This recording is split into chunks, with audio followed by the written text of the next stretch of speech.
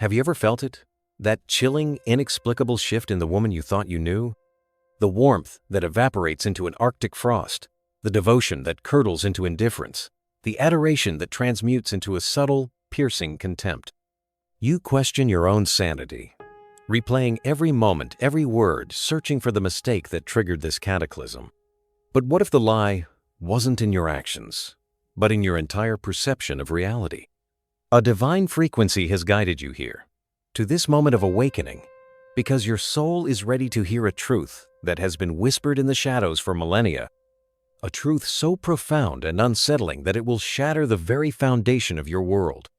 You have been lied to, not merely by the love songs on the radio or the fairy tales spun on screen, but by a grand cosmic illusion meticulously woven into the fabric of society.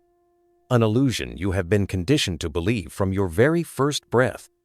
The notion of innate female innocence, of a gentle, nurturing, and selfless purity, is the most beautiful and dangerous deception ever conceived. This message is not a descent into bitterness, it is an ascent into clarity. It is the spiritual armor you have been yearning for, the sacred knowledge that will allow you to navigate the treacherous currents of emotional warfare and reclaim the divine power you never knew you had lost. This is not about blame, it is about understanding a universal law as fundamental as gravity. It is about survival. If these words already echo within the chambers of your soul, acknowledge this resonance.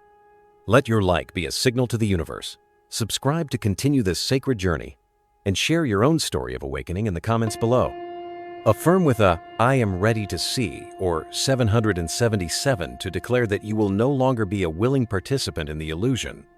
At the very beginning, a quote was presented, a sacred key from the master psychoanalyst Carl Jung. No tree can grow to heaven unless its roots reach down to hell, and no woman becomes whole until she faces the shadow she's hidden from you. This isn't mere poetry, it is a divine blueprint of the feminine soul. You were raised in a garden of comforting lies, taught to believe that women are the gentle keepers of the heart, selfless creatures whose love is a pure, unconditional spring, their intentions noble, their spirits uncorrupted by the darker impulses that haunt the masculine psyche. You were taught to see them as angels of light, and in your yearning, you willingly blinded yourself to their shadows. But Carl Jung, the fearless cartographer of the human soul's darkest continents, discovered something far more primal, far more unsettling. He found that beneath the shimmering surface of every woman, beneath the persona of grace and vulnerability, lies a force so ancient, so ruthlessly calculating, that most men never perceive its true nature until it is far, far too late. By the end of this sacred transmission, you will gain a perception that schools, therapists, and modern culture have deliberately denied you. You will be gifted with a divine sight to predict female behavior, to shield your spirit from devastating emotional warfare, and to reclaim the immense power you have lost in a game whose rules were always hidden from you. This isn't a lesson in misogyny. It is a masterclass in survival. I want you to think back. Journey into the archives of your own heartbreaks. Have you ever encountered a woman who seemed to be the embodiment of perfection? A woman whose kindness was a balm to your soul, whose devotion was your sanctuary, whose vulnerability felt so achingly genuine that you would have slain dragons for her. You saw her as your heaven. And then, did you not watch, in horrified disbelief, as that very angel transformed before your eyes? Did you not witness her become someone cold, indifferent, even cruel, precisely at the moment you needed her warmth the most? Understand this divine truth. That was not a coincidence. That was not just a random flaw in human character.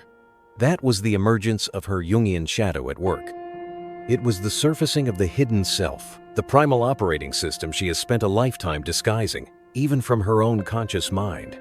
You felt it, didn't you? The spiritual whiplash of a woman who adored you one day and discarded you the next, as if you were nothing more than a passing thought. You witnessed the chilling way she could rewrite your shared history, painting you as the villain for sins you never committed, her tears flowing not from a place of genuine pain, but as a strategic tool of emotional alchemy. The very tears that seemed so real in the heat of the moment, in hindsight, were they not just another calculated move in a game you didn't even know you were playing? Carl Jung perceived this pattern with crystalline clarity over a century ago. In his most private, unpublished notes, he wrote something that would send shockwaves through our modern sensibilities. The feminine persona is a masterpiece of deception, not because women are inherently liars, but because nature itself demands it. This leads us to the first, brutal, liberating truth you must integrate into your very being. Women do not consciously choose to deceive. Their very design, their biological and spiritual blueprint, is engineered for it. For millennia, while men evolved to conquer, to build, to fight with overt force, women evolved to survive. And survival for them has always depended on their innate, almost psychic ability to navigate, influence, and subtly control the male psyche. Their deception is not born of malice. It is born of a primal, deeply encoded necessity. It is the sacred camouflage bestowed upon them by the universe to ensure the continuation of the species. This is why a woman's love is never, and can never be, truly unconditional. It is a transaction. It is a negotiation. It is a biological contract where your utility, your strength, and your ability to provide a stable reality are the currency that determines your worth. Jung identified this dynamic with a chillingly accurate term, the Anima Trap. The anima is the unconscious feminine aspect within a man's psyche, the idealized image of the perfect woman he carries within his soul. The trap is sprung when a man, in his deep yearning, projects this inner ideal onto an external woman. He mistakes her meticulously crafted performance of vulnerability, her persona, for true depth. He doesn't fall in love with her, he falls in love with a reflection of his own soul. And this is where the profound horror sets in. Because the woman you loved, the angel you worshipped, was never truly real. She was a mirror, a cosmic chameleon, reflecting back to you whatever version of herself was required to keep you invested, to secure your resources, to anchor your strength for her own survival. When you were strong, confident, and advancing in the world, she was devoted, her light shining upon you. But when you showed weakness, when you faltered, when you needed her to be your rock, she recoiled. When you failed to meet her unspoken, unconscious demands for absolute stability, she punished you. Not with overt anger, for that is the masculine way, but with the feminine weapons of withdrawal, of indifference, of the silent treatment that left you starving, begging for the very scraps of affection she once lavished upon you so freely. But this, my friend, is only the surface. What comes next is even darker, because Jung didn't just expose the illusion, he uncovered the terrifying purpose behind it. And when you finally understand why women are programmed to do this, you will never look at love, attraction, or relationships the same way again. Now we delve into the core of the sacred contract, the biological imperative that governs all male-female dynamics. Let me ask you a question that will cut deeper than you expect. Have you ever truly been loved for the essence of who you are, for your soul, your spirit, your very being? Or have you only ever been valued for what you provide? Your stability, your resources, your unwavering ability to shield her from the harsh truths and chaotic winds of life. Jung's private writings reveal a chilling, immutable pattern.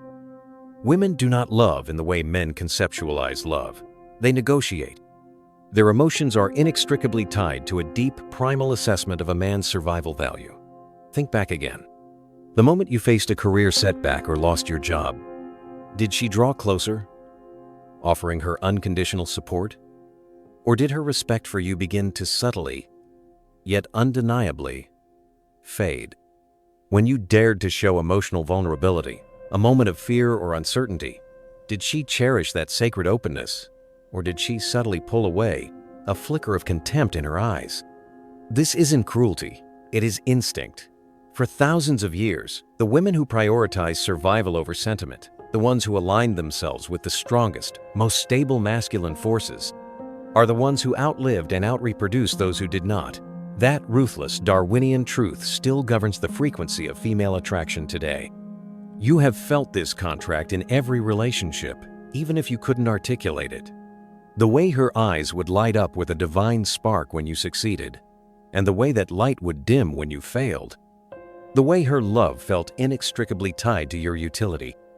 Jung called this the maternal bargain, a woman's unconscious innate ability to assess a man's genetic and social value, and then to calibrate her loyalty and affection accordingly. And here is the truly brutal part. She doesn't even know she is doing it. Just as you do not consciously choose to be aroused by the biological signals of youth and fertility, she does not consciously choose to feel resentment toward weakness. It is encoded, it is programmed. And when you understand this, every confusing breakup, every sudden and inexplicable loss of attraction, every gut-wrenching "I just don't feel the same anymore" finally makes a terrifying, clarifying sense. Jung's most controversial and hidden notes describe women as unconscious predators. Not because they are evil, but because their very survival depends on their ability to evaluate, extract, and, if necessary, exit. Modern culture labels this behavior as toxic, but nature calls it necessary. She falls for your potential, then punishes you for not fulfilling it fast enough. She craves your strength, then relentlessly tests it by creating chaos. She demands your vulnerability, then loses all attraction for you the moment you truly show it. This isn't hypocrisy. It is hypergamite primal drive to secure the best possible mate, even at the cost of emotional devastation. But here is what no one ever tells you. Women, in their conscious minds, hate this truth more than you do. Because the next layer, the secret buried deepest in Jung's forbidden research, exposes the one thing a woman fears more than being alone, more than being abandoned. Her greatest fear is being truly seen. Now we enter the shadow war, the silent, invisible battle of manipulation that women wage without even knowing they are soldiers. There is a moment in every man's life when the illusion shatters completely. You suddenly see the script she has been following, the one she herself was unaware she held. Carl Jung called this the shadow-worth invisible battle between the persona a woman projects to the world and the primal instinctual being she actually is. And here is the most terrifying part of all. She is losing this fight too. Think of the most manipulative woman you have ever known. Was she a caricature of a villain, twirling a mustache and cackling as she plotted your downfall? Of course not. The most dangerous women are the ones who wholeheartedly believe their own lies. When she says, "I just want honesty," what she truly means is, "I want the version of honesty that doesn't threaten my emotional security." The moment your truth creates discomfort, you will be punished for it. When she claims, "I'm not angry," while her every action, her every cold silence is designed to make you suffer, that is not malice in the way a man understands it. That is instinct. Jung discovered that women control men not through overt force, but through a masterful form of emotional alchemy, turning your own virtues against you. You have lived this. The more responsible and dependable you became, the more irresponsible and chaotic she acted. The more emotional support you offered, the more crises she created to drain you of it. The harder you worked to make her happy, the more profoundly miserable she seemed to become. Jung's notes identify this as the martyr's trap. A woman's shadow needs chaos to feel alive, to feel the raw energy of existence. So, if your life is stable, she will unconsciously destabilize it. If you are confident, she will relentlessly test you. Not because she consciously wants to hurt you, but because her unconscious needs to demand proof that you can survive her darkness. Here is the truth that will make your skin crawl.